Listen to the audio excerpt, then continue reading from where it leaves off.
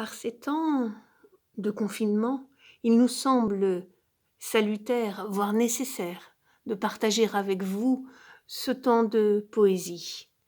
Aujourd'hui, René Char. René Char.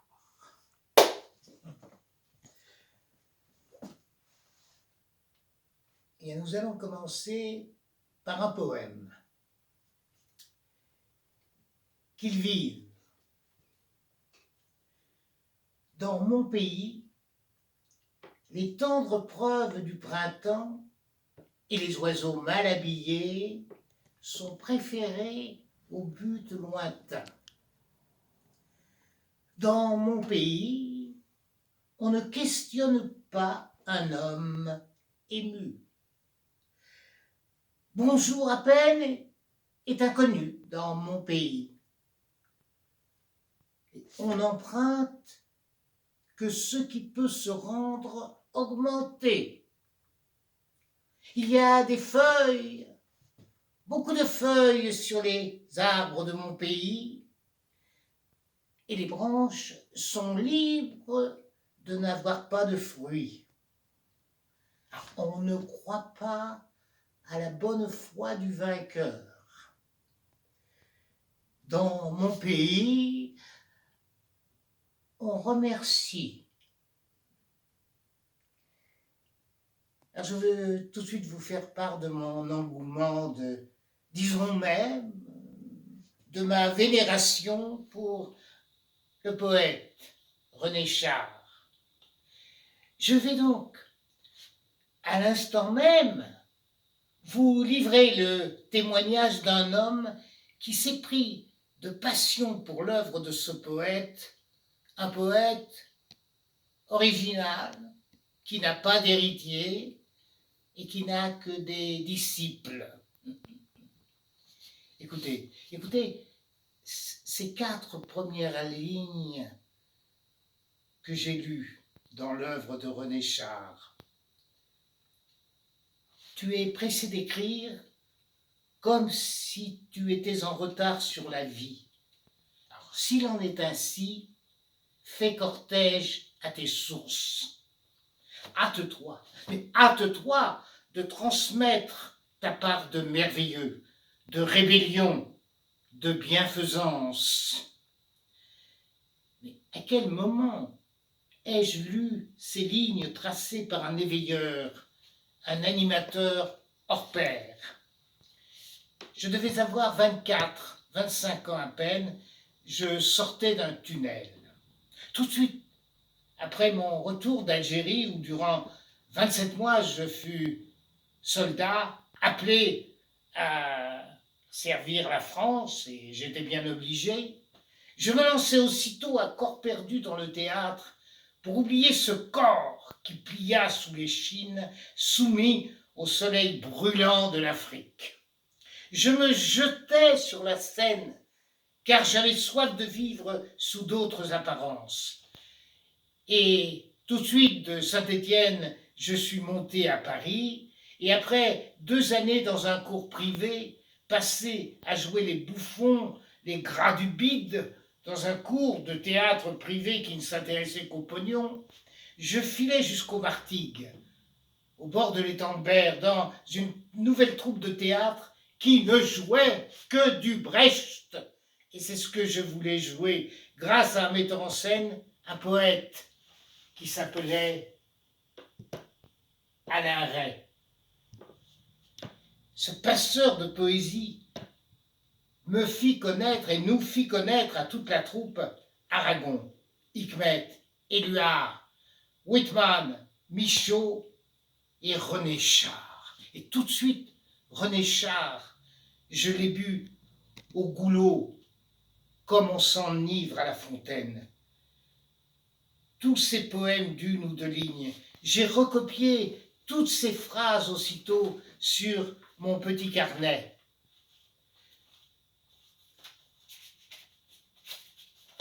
Voilà. Goulûment, ce n'était pas une poire pour la soif, mais un fruit venu d'un arbre aux racines baignées dans les sorgues. ces 1000 petites rivières chatoyantes courant sous les ombrages de l'île sur la Sorgue où le poète naquit le 14 juin 1907. Aujourd'hui, je les relis encore, ces phrases, presque tous les matins dans ma Pléiade. Voilà. J'ai gagné un peu d'argent, alors je me suis acheté cette Pléiade. Voilà, je les ai lus comme le prêtre en son bréviaire dans son jardin d'olivier. Écoutez. 1. Ce qui vient au monde pour ne rien troubler ne mérite ni égard ni patience. 2. Quand on a mission d'éveiller, on commence par faire sa toilette dans la rivière. Le premier enchantement comme le premier saisissement sont pour soi. 3. L'aventure personnelle, l'aventure prodiguée, communauté de nos aurores. L'homme qui ne voit qu'une source ne connaît qu'un orage. Les chances en lui sont contrariées. Un homme sans défaut est une montagne sans crevasse. Il ne m'intéresse pas, et celle-ci que je vénère. Écoutez, si l'homme parfois ne fermait pas souverainement les yeux, il finirait par ne plus voir ce qui mérite d'être regardé. Et ce qui importe le plus, disait-il, ce qui importe le plus dans certaines situations, c'est de maîtriser à temps l'euphorie. L'euphorie. Je m'arrête un instant.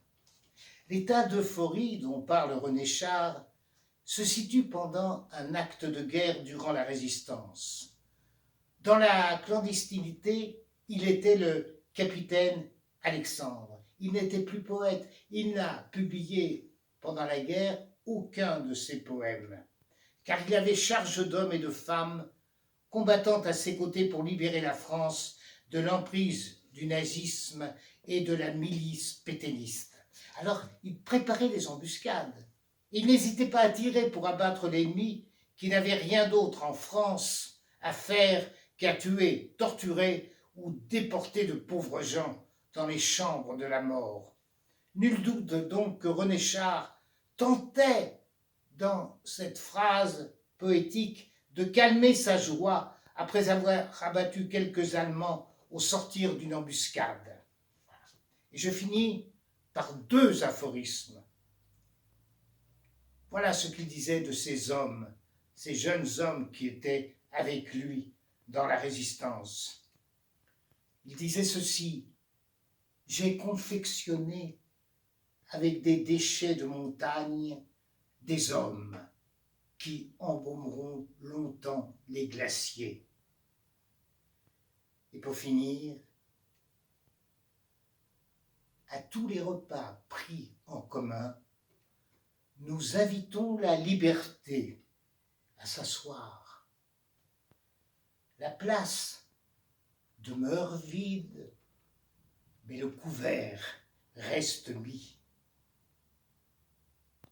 Voilà, ce moment de partage avec René Char, et Claire et moi, nous voulons adresser une pensée chaleureuse à Robert Pinel, l'animateur infatigable de Mémoire Résistance Haute-Baronnie, et aussi à Mireille Audouy-Sidoine, qui nous a fait l'honneur de venir cet été au Château d'Olan pour présenter son livre magnifique où elle évoque ses souvenirs, ses années d'enfance qu'elle a partagées avec René Char à Céreste auprès de sa maman.